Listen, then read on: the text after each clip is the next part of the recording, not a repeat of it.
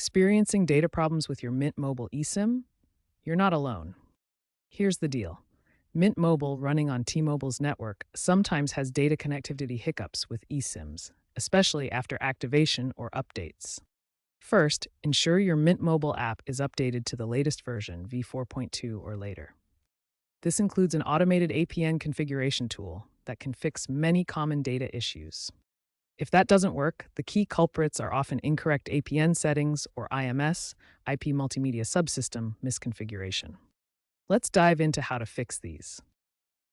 To fix your data, start with the APN. On iOS, go to Settings, Mobile Data Options, Mobile Data Network. On Android, it's Settings, Network and Internet, Mobile Network, Advanced, APN. The correct APN should be wholesale or fast.tmobile.com.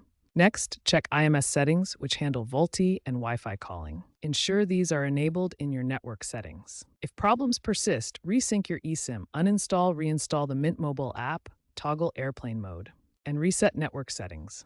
On iOS, Settings General, Transfer or Reset iPhone, Reset network settings. On Android, Das Snop.